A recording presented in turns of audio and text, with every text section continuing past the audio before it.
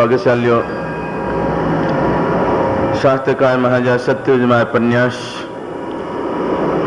9 पद की आराधना के अंदर विभिन्न प्रकार के विषयों की चर्चा के साथ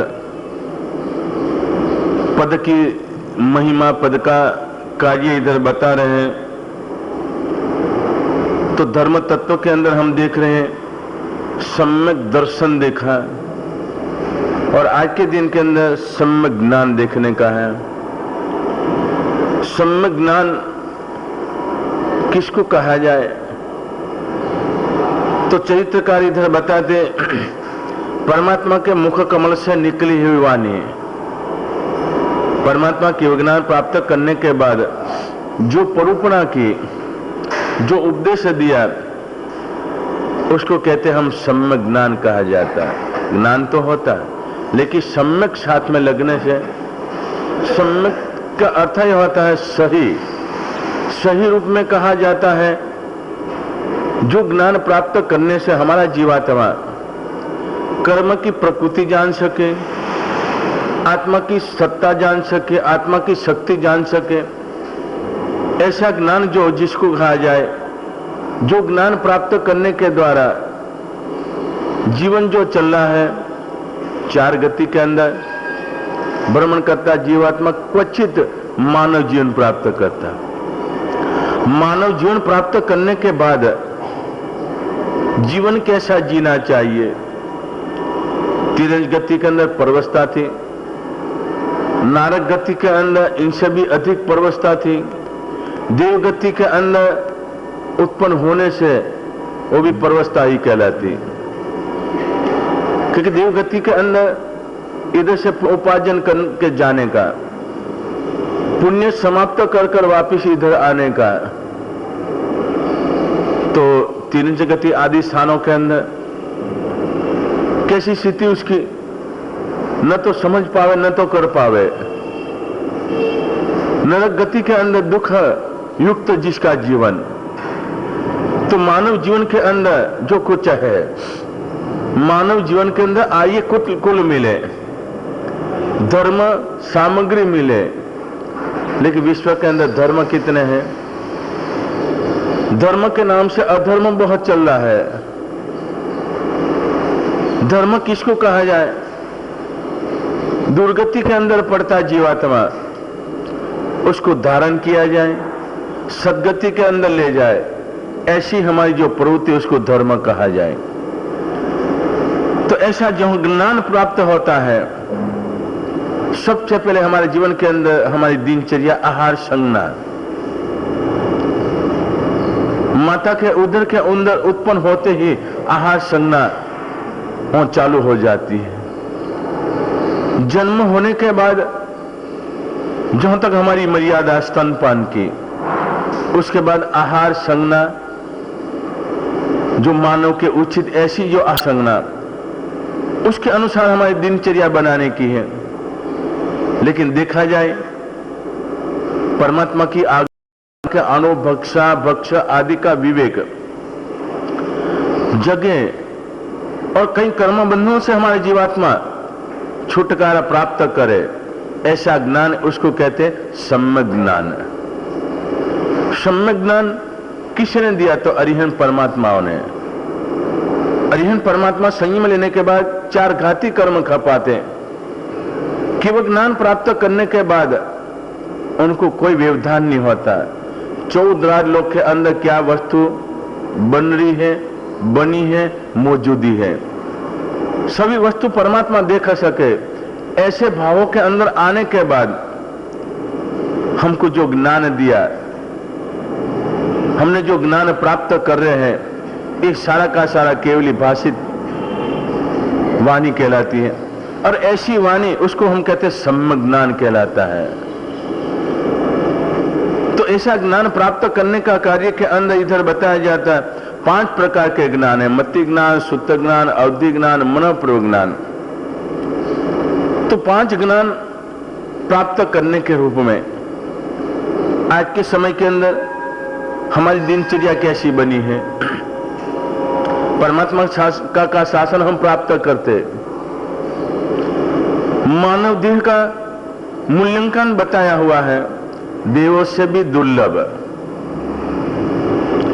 देवों के लिए जो जीवन परिणाम प्राप्त करने का है बहुत कठिनाई है, लेकिन इससे भी कठिनाई, अनंत गुनी कठिनाई मानव जीवन प्राप्त करने के लिए है। मानव से देवों की संख्या 5 गुना है।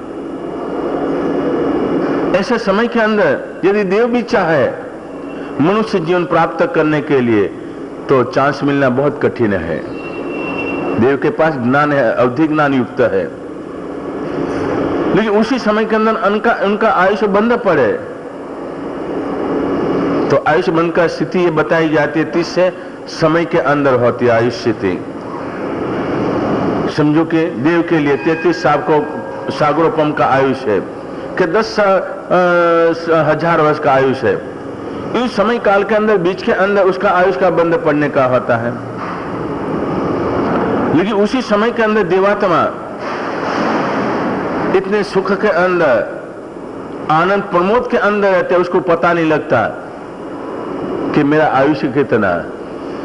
जब 6 महीना बाकी रहे, आंख की स्थिति, गले की माला मिलान होने का कार्य जब बनता, उसी समय सोचता अब मुझे कुछ नोटिस आ रही है। अपने नोटिस आती है ना, है सतीश जी, हार्ट अटैक भी नोटिस आती है, सब नोटिस बहुत आती है, लेकिन अपने मान लिया कि कोई ऑर्डर, ये नोटिस नहीं कहलाती। डॉक्टर पास जाएंगे तो आंख भी ठीक कर देंगे, कान भी ठीक कर देंगे। फिर सबसे बड़ी तो नोटिस ये है सफेद वार की। सफेद वार का कार्य के अंदर उसको कहा जाता है यमदूत का अभी आमंत्रण आ गया है। सफेद वार एक भी आ जाए तो कि यमदूत का एक मेहमान आ गया है लेने के लिए। लेकिन आज का मानवी उसको भी लेकिन शरीर को कुछ कर सकोगे आत्मा के लिए? जो जीवन के अंदर धर्म वसा होवे और असली रूप में धर्म की आराधना करता हो जीवात्मा, तो ये सफेद को काला नहीं करेगा। काला जब होता है तो काला ही काम करने का होता, अभी भी काला काम करने का है। ये समझदारी होवे, कोई औंधो नहीं। सफेद वार तो कोई, हाँ ये चांदी का वार कहलाता है, लेकिन समझदारी नहीं होती तो समाज के अंदर देखो मैं कैसे रूप में लगता हूं, बुढ़ा के रूप में लगता हूं। तो वार जो काला कर दिया हो तो क्या लगे, हाँ नवयुवान के अंदर। लेकिन नवयुवान के अंदर बाह्य के रूप में कर लोगे, लेकिन अंदर से हमारा जो आत्मा है, जिन परिस्थिति के अंदर उसका जीवन चल रहा है, उसको आप क्या करोगे? सफेद वार आया तो सफेद प्रवृत्ति करने की है, धर्म प्रवृत्ति करने की, ताकि आत्मा आपका सबड़ बनेगा। आपका आत्मा धर्म करने से पुष्ट बनेगा कि भवंतर के अंदर परमात्मा का शासन। यदि आयुष्य बंद नहीं पड़ा हो तो आयुष्य बंद भी कैसा पड़े, जैसी मति है जैसी गति। तो सारा का सारा ज्ञान जो परमात्मा कथित है, ऐसा ज्ञान को हम कहते हैं सम्यक ज्ञान। तीर्थंकर परमात्मा भी संयम ग्रहण करने के बाद अपना लक्ष्य क्या होता है? 8 कर्म खपाने का होता है। 8 कर्म खपाने के लिए ही संयम लिया जाता है। लेकिन तीर्थंकर परमात्मा भी केवल ज्ञान प्राप्त करने का ही प्रयास करते हैं, और कोई नहीं। क्योंकि सदमस्त अवस्था के अंदर जीवात्मा बहुत कर्म का बोझ उठा सकता है। साधु जीवन की मर्यादा के अंदर भी संयम लेने के बाद परमात्मा की वाणी, यदि परमात्मा की वाणी के अंदर वो जाने का प्रयास नहीं करेगा तो ये सारी जिंदगी किस रूप में जाएगी? कंटाराजनक जाएगी। जो ज्ञान प्राप्त किया होगा तो कुछ न कुछ सोचेगा, और कोई आए उसको मार्गदर्शन देगा। स्व और पर का कल्याण भावना के अंदर बनेगा, तो साधु जीवन की मर्यादा के अंदर भी ज्ञान ही प्राप्त करने का। तो परमात्मा अवश्य में मोक्ष के अंदर जाने वाले हैं, लेकिन जब से परमात्मा संयम ग्रहण करें तब से एक ही अभिग्रह होता है। जो तक केवल ज्ञान न प्राप्त हो तक बोलने का भी नहीं, बोलना पड़े तो कैसा बोलने का, उपदेश नहीं देने का।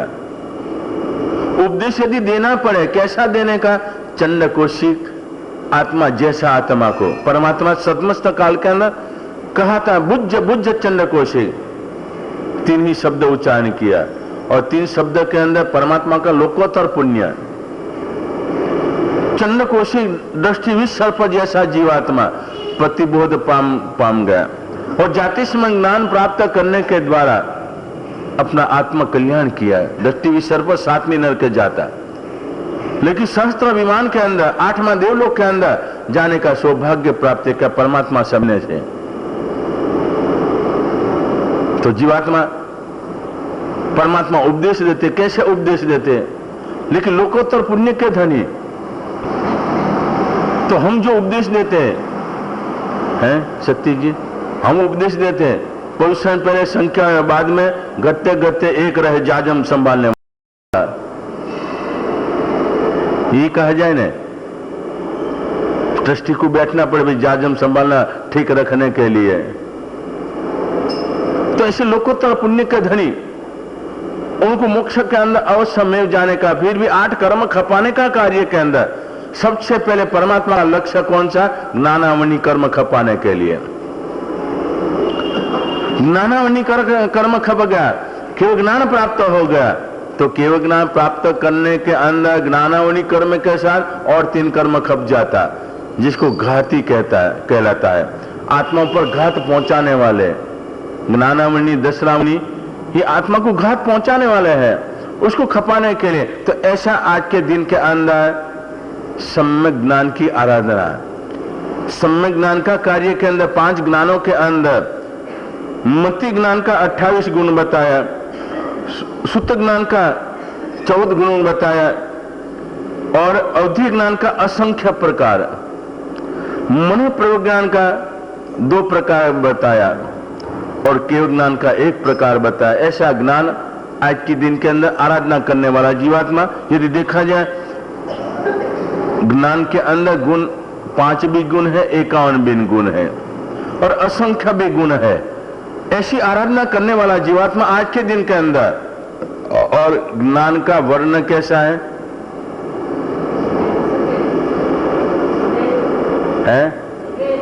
श्वेत वर्ण, क्योंकि धर्म तत्व का वर्ण श्वेत है।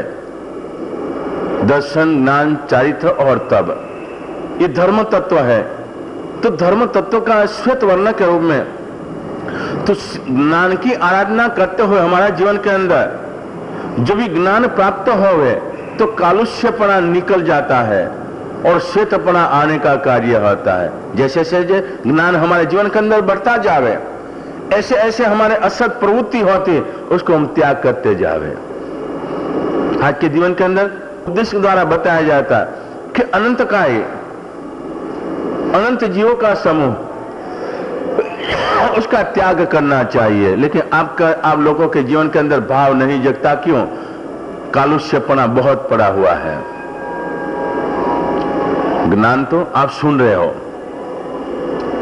और आपको कहीं समझाओगे कि कन्नमुड़ के अंदर अनंत जीव है, एक सोय के अग्रभाग ऊपर अनंत जीवात्मा है, ये ज्ञान है। लेकिन ज्ञान प्रैक्टिकल रूप में जब परिणत बने, पुण्य का उदय जगे, तो सोच ले कि महाराज ने जो बताया है कंदमूल के अनंत जीवों का समूह है और आपके मन के अंदर लग गया और आपने छोड़ दिया, तो ज्ञान आपको परिणत बना, सुनाए। वाक्यन के अंदर बताया जाता है रात्रि भोजन नरक का प्रथम द्वार है, नरक का प्रथम द्वार बताया जाता। फिर भी जीवात्मा यदि पुण्य का उदय नहीं होता है तो जीवात्मा सुनी अनसुनी कर लेते हैं। परमात्मा के पास भले प्रार्थना करे, प्रभु मुझे नरक के नहीं जाना है, मुझे तो पंचमी गति चाहिए। ऐसे भाव वाला जीवात्मा भी, जो नरक प्रथम द्वार है, तिरंज गति के अंदर आके परवस्था थी, नरक गति के अंदर परवस्था और देव गति के अंदर और परवस्था, वहां आहार संज्ञा नहीं है, और लोमा आहार है, कवला आहार नहीं है। 33 सागरोपम का आयुष के अंदर यदि रात्रि भोजन न करे, उसको क्या लाभ?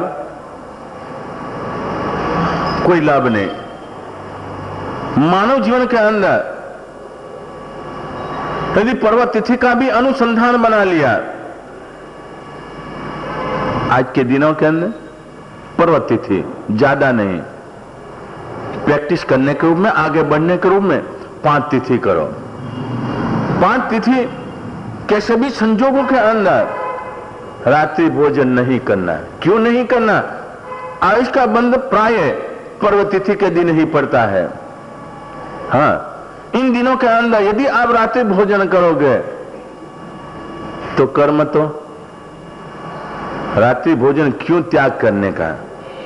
आप लोगों को पता ही है, अनंत जीवों का नाश होता है, इसलिए जीवों को अभय दान देने का कार्य के अंदर, तो आप किसी को अभय दान दोगे, आपको अभय दान मिलेगा। आप किसी को भी दान नहीं दोगे, आपको अभय दान नहीं मिलेगा। ये चक्की के अंदर पीसने का ही कार्य बनेगा। तो ये सम्यक ज्ञान के द्वारा, जिनवाणी के द्वारा भी सम्यक ज्ञान प्राप्त किया जाता है। पठन पाठन करने के द्वारा भी सम्यक ज्ञान प्राप्त किया जाता है। चर्चा विचारना करने से भी सम्यक ज्ञान की प्राप्ति होती है। तो आज के दिन के अंदर सम्यक ज्ञान की प्राप्ति का कार्य के अंदर यदि देखा जाए, जीवन के अंदर अंधेरा क्यों छाया है? ज्ञान नहीं है। हमने यही सोचा था पंजाब के अंदर यदि पाठशाला के अंदर थोड़ा कर लिया, हाँ, गुरु वंदन चैतन्य आदि कर लेते, लेकिन इधर रूटिंग ऐसा बना है, हाथ लगाया और छुटकारा। विधि सहित जो कार्य करने का आप लोगों को रुचि क्यों नहीं जगती? नहीं आता होवे तो ऐसा नहीं है कि नहीं किया जाता। कुमारपाल महाराजा 50 साल की उम्र के बाद हेम शब्दानुशासन 18,000 श्लोक याद किया। आज हम भी नहीं कर सकते, लेकिन हम ज्यादा नहीं, सावकाचार के रूप में उचित व्यवहार है, इतना भी न कर पावे तो मोक्ष में जाना है। क्या ये खिलौना है? ऐसे ही मिल जाएगा?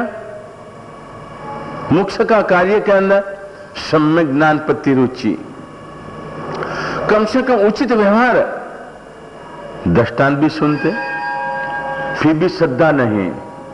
वंदन के अंदर कितनी ताकत है?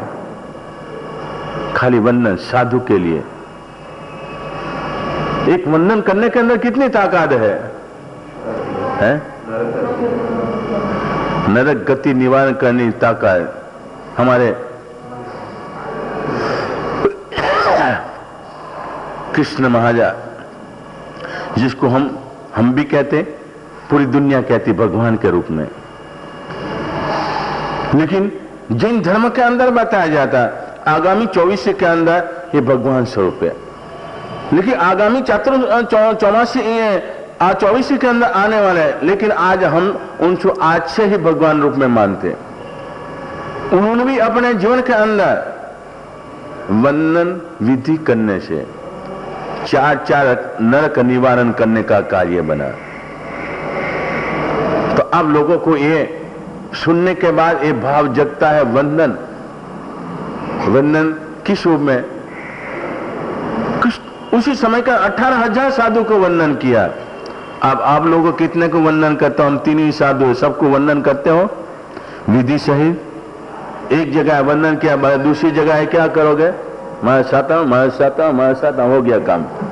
सस्ता में बता देते। तो मोक्ष सस्ता में मिलेगा, मोक्ष जाने का सस्ता में मिलेगा। कर्म हमने बांधा है, उसको तोड़ने के लिए प्रयास करने का कार्य के अंदर किसो हमारे जीवन के अंदर कर्म टूटेगा। जैसे बांधा ऐसे छोड़ने का प्रयास करना पड़ेगा।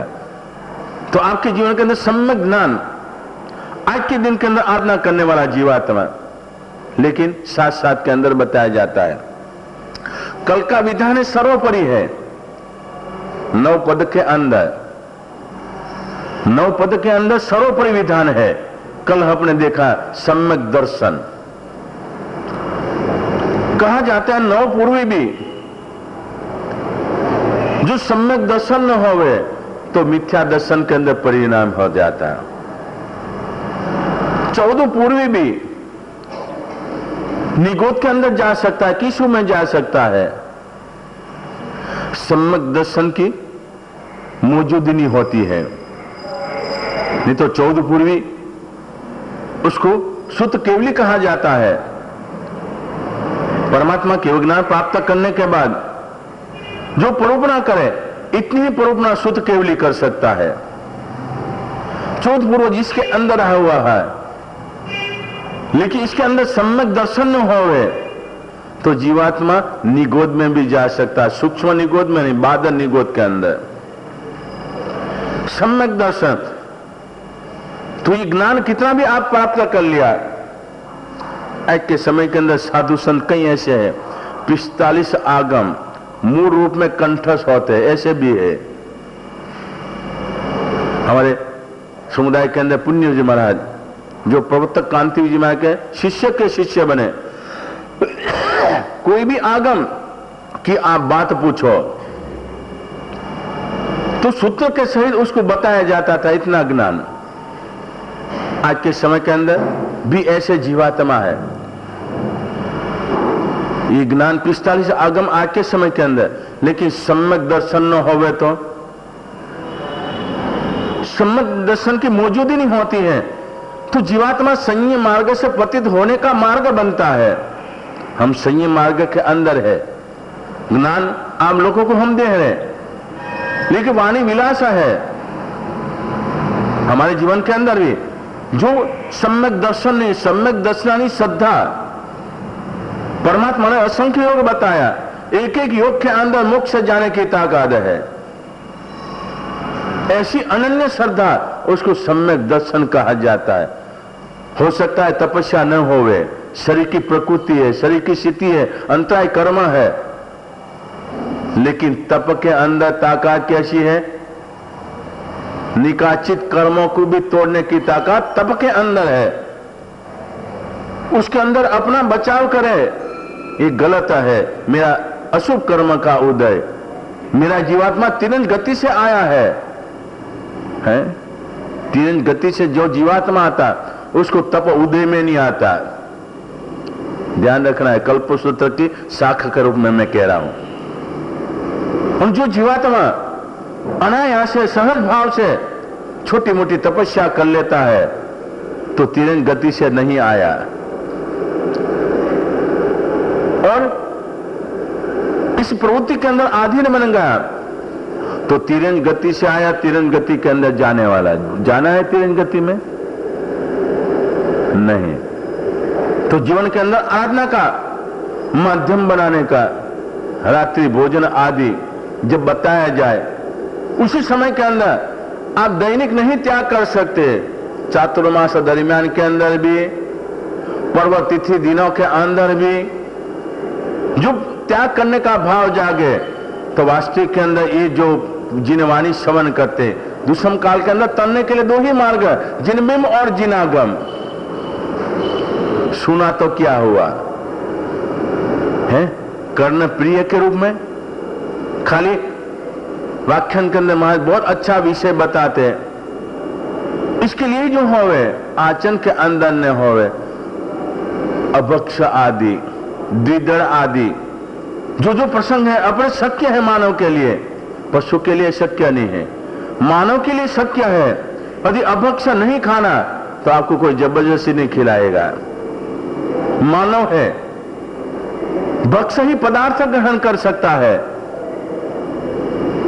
नियमित 15 दिन का, 20 दिन का, महीने का जो काल कहलाता है, उसके अंदर ही, और उसके अंदर भी कई वस्तु ऐसी है, रस चलित हो जाता है, उसी समय के अंदर अपने पता लग जाता है इसके अंदर अब मिठास नहीं है, तो अपने कहते हैं वस्तु बिगड़ गई है। तो ये सारा कार्य जिन भाषित है कि अभक्ष अन्न के अंदर अनंत जीवों का समूह होता है। हम कहते हैं हमारे तीर्थंकर बनना है, सभी जीव कारू शासन रची। तो ऐसे जीवों के प्रति हमारा करुणा मैत्री भाव कहाँ रहा, उसका त्याग किया जाए, उसका भक्षण नहीं करने का जीव का स्वभाव है ऐसे स्थानों के अंदर उत्पन्न होने का। लेकिन उत्पन्न होने के बाद उसको बचाने का हमारा भाव होना चाहिए, तो उसको सम्यक ज्ञान कहा जाता है। तो सम्यक दर्शन और सम्यक ज्ञान एक दूसरे के पूरक है। यदि सम्यक दर्शन आ गया लेकिन सम्यक ज्ञान न आया तो फिर भी कुछ नहीं है।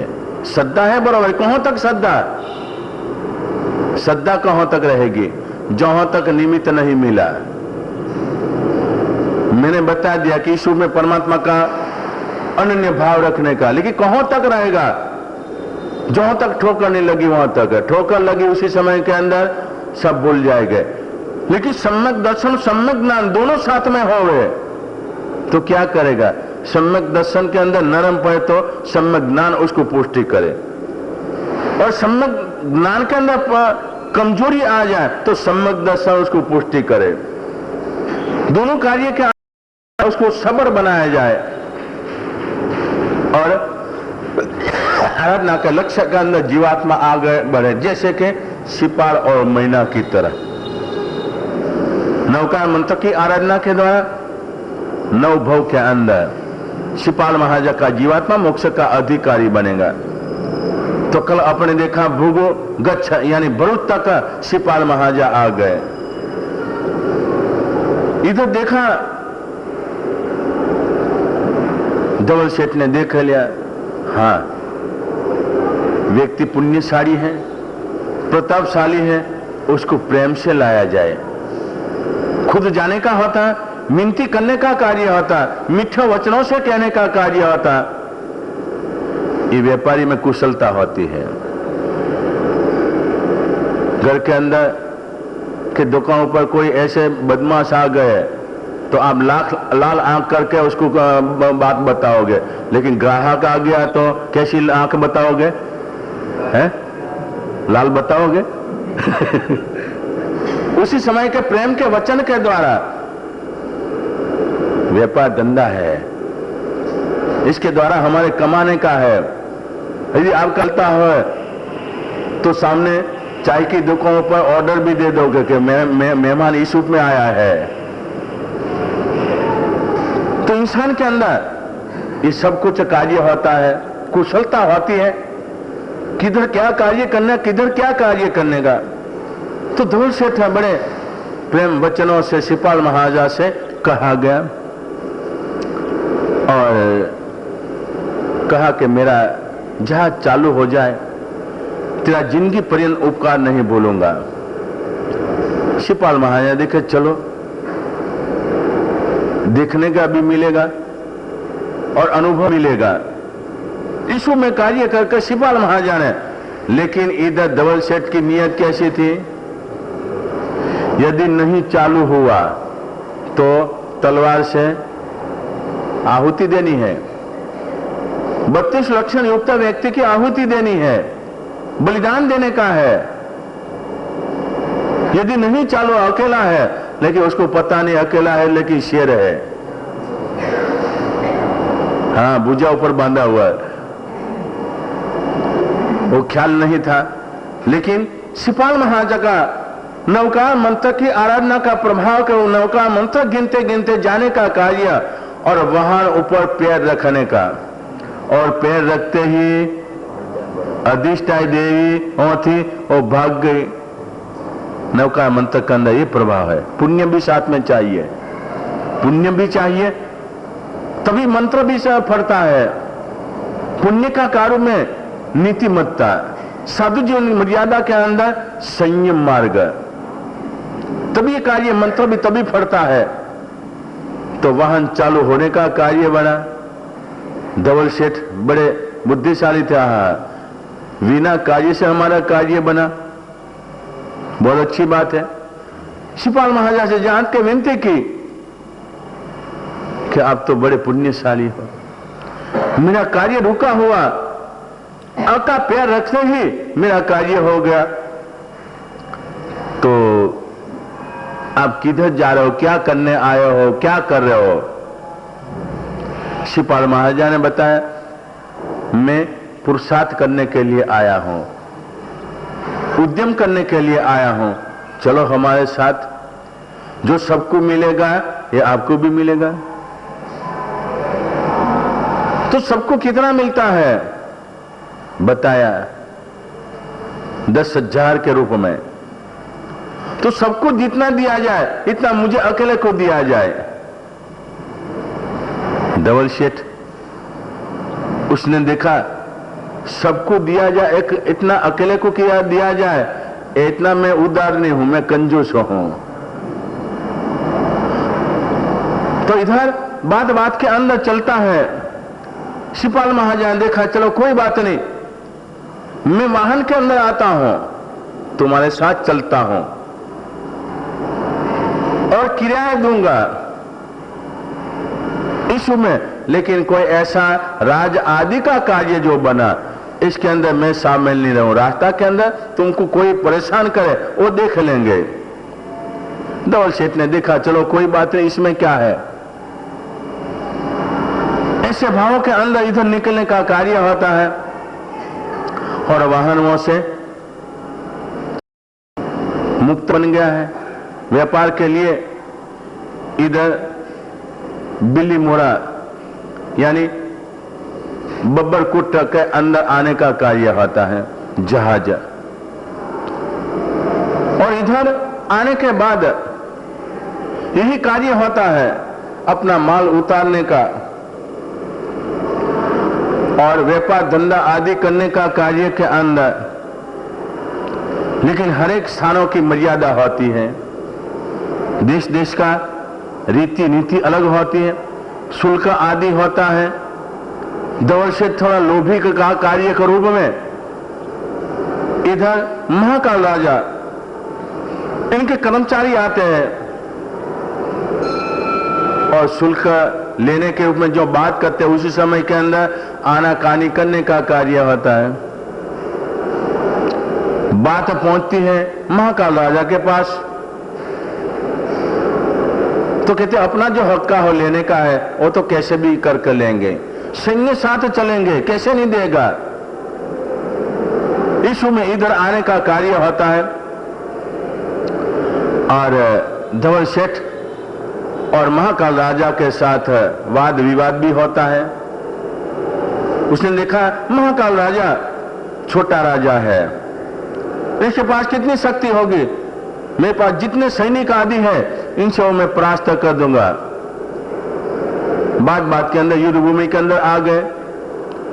युद्ध भूमि का कार्य के अंदर एक कार्य होता है आमने सामने अस्त्र शस्त्र चलने का कार्य होता है। लेकिन राजा का सैन्य अच्छे कुशल होने के रूप में चंद क्षणों के अंदर ये कार्य होता है, धवल सेठ को बंधन अवस्था के अंदर ला देने का कार्य होता है और उसको लेकर जा रहे हैं। उसी समय के अंदर शिपाल महाराजा पहले कहा था, राज का कोई भी कार्य होगा इसके अंदर हम कुछ नहीं करेंगे। उसी समय के अंदर शिपाल महाराजा का के सेठ अभी भी सोच लो, यदि देना हो तो मैं अकेला बचा सकता हूं, बढ़िया जब फंसा जाए तो क्या करेगा, हाँ मैं तेरी गौ। धवल सेठ ने कहा तू कैसे भी कर बचा, तू जो मांगे देने के लिए तैयार हो। उसी समय के अंदर शिपाल महाराजा ने देखा, चलो कोई बात नहीं।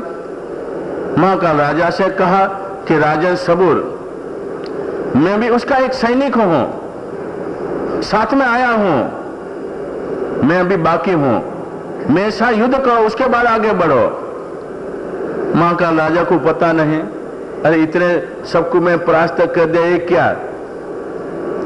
यीशु में आह्वान के रूप में सामने बात झील ली, युद्ध भूमि के अंदर आ गए और शिपाल महाराजा अकेले, सारा सैन्य उसका घेराव करने के बाद शस्त्र चलाने का कार्य, लेकिन शिपाल महाराजा को शस्त्र लगता नहीं, और शिपाल महाराजा को जिसको लगा वो पानी मांगता नहीं। इन स्थिति के अंदर शिपाल महाराजा का पुण्य बड़ कहो, नौका मंत्र का प्रभाव का कारूप में कहो, शिपाल महाराजा ने देखा कम हिंसा होनी चाहिए। नीतिमत्ता के अंदर पहले के समय का युद्ध चलता था, न्याय अनीति के कार्यों में युद्ध चलता था, तो अनीति अन्याय के अंदर नहीं जाने का। हिंसा है, हिंसा ही है और पाप का बंध है। मेरा कार्य इतना ही है, महाकाल राजा को पकड़ने का। शिपाल महाराजा अपनी युक्ति प्रवृत्ति के रूप में आगे बढ़ते हुए सैन्य उनके आगे बहुत आए, पीछे हटाने के लिए, अपने राजा को बचाने के लिए, लेकिन एक किसी की नहीं चली और शिपाल महाराजा महाकाल राजा पास पहुंच गए। नागपाश आदि जैसे रूप में वो बंधन अवस्था के अंदर ला देने का कार्य होता, जो डबल सेट को बांधा था उसी जगहों पर महाकाल राजा को बंधन अवस्था के अंदर लाने का कार्य होता है, और डबल सेट को मुक्त किया गया। दोषित के रूप में था, उसको बंधन से मुक्त किया गया, और बंधन से मुक्त होते ही तलवार उठाकर महाकाल राजा को मारने जाते। शिपाल महाराजा के सबूर, आप आगे नहीं बढ़ो, आपकी ताकत हमने देख ली है, आज ये अपने शरण है, एक हाथ बांधा हुआ है, इसके ऊपर शस्त्र नहीं चलाया जाए, ये युद्ध नीति है। सामने शस्त्र है उसके ऊपर शस्त्र चलाया जाए, निशस्त्र है उसके ऊपर शस्त्र नहीं चलाया जाता। महाकाल राजा ये शिपाल का एक पराक्रम के साथ उदारता, क्षमा वीर सभूषणम, ये सारा लक्षण देखते हुए मन के अंदर भाव जगता है, कोई पुरुष पुण्यशाली जीवात्मा है। और जिस समय के अंदर महाकाल राजा को भी मुक्त किया जाता है, शिपाल महाराजा ने कहा, डबल शेष आप अन्यायी हो, जिस जगह पर आप आए हो उसका शुल्क आपको देना चाहिए, इसके अंदर आप गड़बड़ की, इसलिए आपका ये अच्छा कार्य नहीं, आगे से ध्यान रखने का, इस बात तो आप बच गए। तो इधर महाकाल राजा ने देखा, मुझे भी मुक्त किया, मुझे जीवित दान दिया, और उसको भी जीवित दान दिया, उसको भी छोड़कर उसको भी उपदेश दिया। तो सज्जन पुरुष है, सज्जन की पूजा होनी चाहिए, उसका सत्कार होना चाहिए। इसी समय के अंदर महाकाल राजा ने इधर शिपाल महाराज से विनती करते कि आप हमारे नगर के अंदर पधारिए। तो धवल सेठ, उनको तो व्यापार करना है, 2 दिन 3 दिन 4 दिन में व्यापार करने का कार्य के अंदर लग जाए, लेकिन शिपाल महाराजा तो घूमने के रूप में आए हैं, देखने के रूप में आए हैं। उन्होंने देखा कोई औंधा नहीं, आने का सम्मति देने का कार्य होता है, बड़े आदर से सत्कार से ले जाने का कार्य होता है। अपने राज दरबार के अंदर शिपाल महाराजा का परिचय दिया जाता है कि ये महापुरुष, सत्वशाली पुरुष, पराक्रमी, लेकिन मुझे इसने अभयदान दिया है, मैं पकड़ा गया था, मुझे सदा के लिए कारावास के अंदर रख सकते थे और मेरा राज्य ले सकते थे, लेकिन उसकी उदारता, तो जनता भी शिपाल महाराजा की प्रशंसा करने का कार्य होता है। और इधर महाकाल राजा ने देखा कि मैं सत्कार क्या कर सकता हूं। योग्य व्यक्ति का योग्य सत्कार होना चाहिए। इस रूप में करते हुए ये सारा बहुमान आदि करने के बाद पब्लिक के सामने शिपाल महाराजा का वचनों से प्रशंसा करते हुए इधर कहा जाता कि मैं इस मुझे जो उपकार किया है ये ऋण से मुक्त होने के लिए मेरे पास और कोई नहीं है। मेरे पास एक ही वस्तु है, मदन मंजूषा नाम की अपनी जो कन्या है, मदन सेना। मैं ये चाहता हूं कन्या योग्य उम्र के अंदर आई है।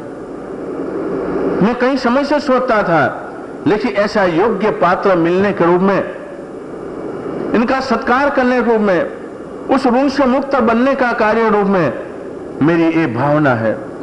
तो पब्लिक ने, परिवार ने, सभी ने सत्कार किया और शिपाल महाराजा के साथ राजकन्या का शादी आदि का कार्यक्रम इधर बनाया जाता है और इधर महाकाल राजा कन्यादान के अंदर कन्यादान दिया जाता। आज तो लेते हैं, कन्या के बदले के अंदर क्या लेते हैं सती जी है, क्या लेते हैं? दहेज लिया जाता है। ये पुरुष की पामरता है,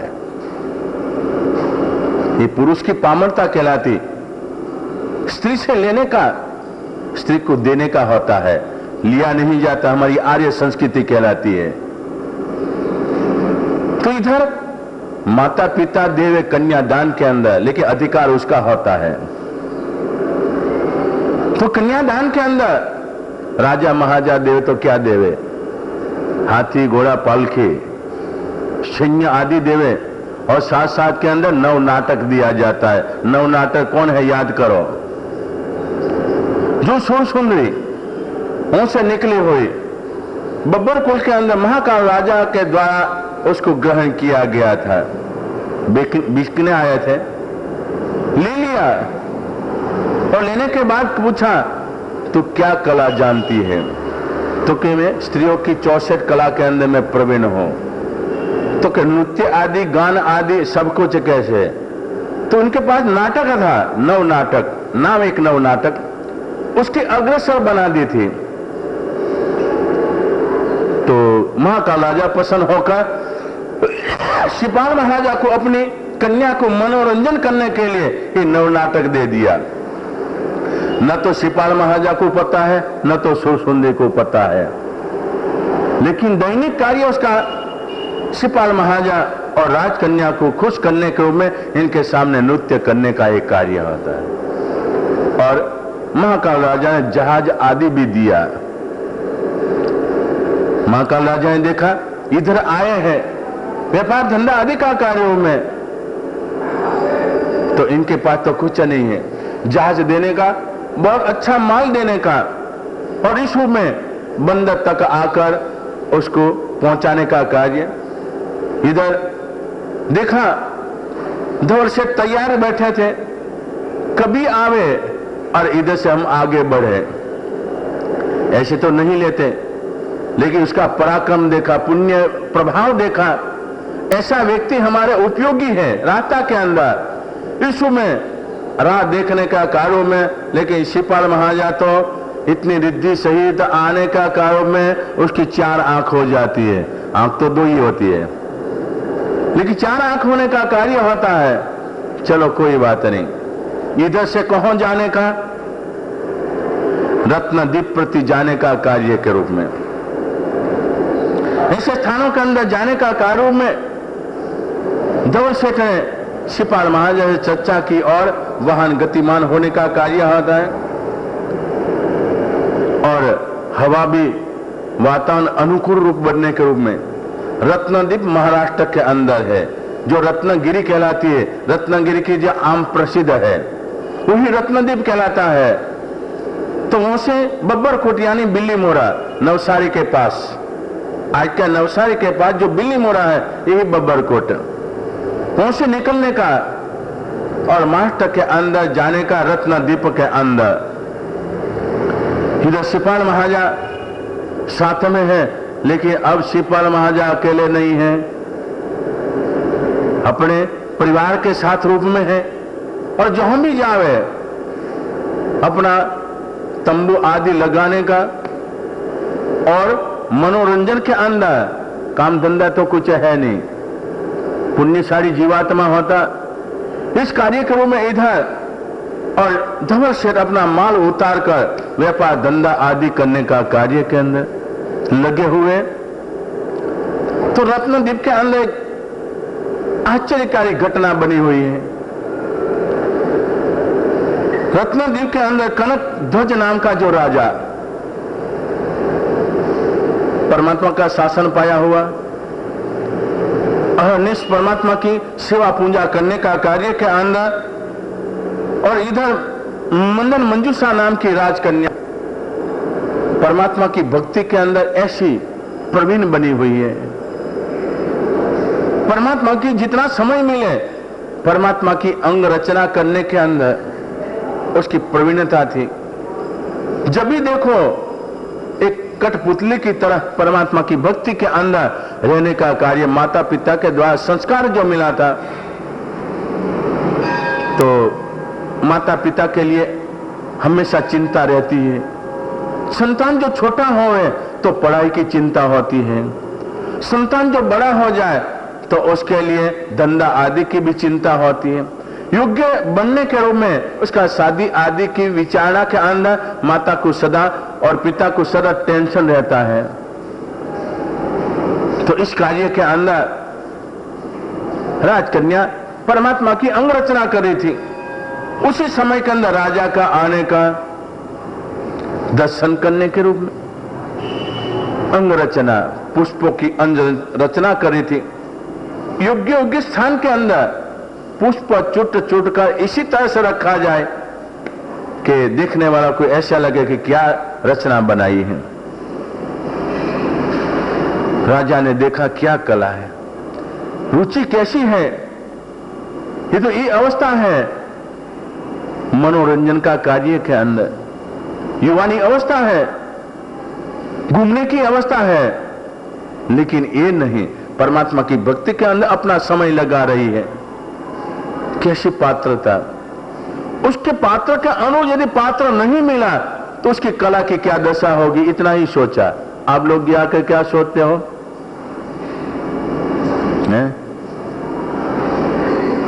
जो ज्ञान नहीं होता है, मर्यादा का भी ख्याल नहीं रखते, परमात्मा के सामने ऐसी कोई याचना नहीं करने, गुरु के सामने ऐसी याचना नहीं करने। 3 दिन पहले मेरे पास एक माँ जी आए, ऐसे मुझे कहा, मुझे ऐसा लगा कि क्या बात है, कैसी घटना है। शायद मेरी पुत्र वधू आ रही है, 6 साल हो गया, संतान की प्राप्ति नहीं। अरे साधु के पास कोई मर्यादा, कोई विचारना, पशु की तरह तुम्हारा जीवन, पशु जो खड़ा टट्टी पेशाब कर देवे, इसी तरह से मानो जो खड़ा हो यही कार्य करने का। देव गुरु धर्म के सामने ये बात नहीं लाने की, ये कर्म बंधन की प्रवृत्ति है। ठीक है, तुम्हारे लिए बराबर है। साधु को कभी आवेश का कारण भी बने तो ऐसी प्रवृत्ति नहीं की जाए, उसका क्या परिणाम आता। राजा ने इतना ही सोचा, उसके अनुरूप जो पात्र नहीं जो मिलेगा, इसकी कला, इसकी भक्ति कहां रहेगी, इतना ही सोचा। राजकन्या अंग रचना करने के बाद कोई वस्तु लेने के रूप में बाहर निकलने का कार्य बना और धड़ाधड़ दरवाजा बंद हो गया। अंदर से दरवाजा बंद हो गया, राजा भी खड़ा है, दरवाजा बंद हो गया। खोलने के लिए बहुत प्रयास किया लेकिन दरवाजा नहीं खोला। अधिष्ठायी देवों ने एक कार्य कर लिया, इधर राजकन्या ने सोचा कि मेरे द्वारा कोई गलती हो गई, कोई आशापना होगी मेरे द्वारा। राजकन्या ने कह दिया, जहां तक दरवाजा नहीं खोले वहां तक अंजड़ का त्याग। परमात्मा प्रति भक्ति भाव था। इधर राजा ने सोच लिया गलती करने वाला मैं ही हूं, मुझे ऐसा नहीं सोचना चाहिए। इधर परमात्मा के सामने पंचमी गति मांगने की, 4 गति का विधान नहीं मांगने का। आप लोग क्या करते हैं जाकर, है सतीश जी? कभी भी ऐसी भावना नहीं रखनी। हाँ, तुम्हारे घर के अंदर तुम्हारे इष्ट देव के सामने, गोत्र देव आदि कोई भी देव के सामने आप कुछ भी कहो। हमारे अधिष्ठाय देव है, समझो के चक्केश्वरी है, पद्मावती है, कोई भी है, इनके सामने आप कहो, लेकिन मंदिर में नहीं। उनके सामने यदि प्रार्थना करो तो क्षंतव्य, क्योंकि वो भी तुम्हारे जैसे संसारी जीवात्मा है। लेकिन वितराग परमात्मा के सामने हम पंचमी गति मांगते हैं, उनके सामने हम संसार मांगे तो क्या हुआ? साधु संत होते कंचन कामी के त्यागी, इनके पास ऐसी जो झंखना करो अनंत संसार आपका बढ़ जाएगा। ऐसे कभी भी प्रवृत्ति नहीं करने की। राजकन्या से कहा राजा ने, मेरी ही गलती हो गई, मुझे नहीं ऐसा सोचना चाहिए, मेरा दुर्भाग्यवश मैंने इधर सोच लिया। ये सोचने का घर के अंदर था। हाँ, संसारी जीवात्मा घर में कुछ भी कर लो, सोचने का भी, करने का भी, कराने का सब कुछ कार्य होता है। लेकिन अन्य स्थाने कुतः पापम तीर्थ स्थाने विनश्यति, अन्य स्थान के अंदर किया हुआ पाप तीर्थ स्थान के अंदर जाके छोड़ने का होता है। तीर्थ स्थाने कुतम पापम वज्रलेशो भविष्यति, तीर्थ स्थान के अंदर किया हुआ पाप वज्रलेप समान बन जाएगा। थोड़ा ये उपयोग रखने का, ध्यान रखने का, जितना खाओ उसका उपयोग करो। आप धूल नहीं फाक रहे हो, धूल नहीं कोई खाते, अनाज बहुत अच्छा द्रव्य पदार्थ खाने का रूप में, और तुम्हारी विचारना जो गलत हो जाए, किसके सामने क्या कहने का ये नहीं सोचोगे तो कर्म कैसे चिकना बंधाएगा, रोते नहीं छूटेगा। इधर राजा विलाप कर रहा है, मेरी वजह परमात्मा का दर्शन अंतराय कर्म बांधने का मैं भागीदार बना। अधिष्ठाय देवों ने उद्घोषणा की, राजन आपका भी दोष नहीं, राजकन्या का भी दोष नहीं, जो कुछ हुआ भविष्यवक्ता योग के अंदर। अब दरवाजा तभी खुलेगा जो भाग्यशाली की निगाह पड़ेगी और दरवाजा खुलेगा, वो तुम्हारी भावना का सत्कार करने का ये पात्र बनेगा। अधिष्ठाय देव संसारी है, उनको पता होता है संसारी जीवात्मा परमात्मा की भक्ति करता है, उसको अनेक इच्छाएं होती है, लेकिन दिखाने की जरूरत नहीं, उनको सब पता है और ज्ञान युक्त होते। उद्घोषणा कर दी, 1 मास के अंत आ जाएगा पात्र और दरवाजा तभी खुलेगा। तब से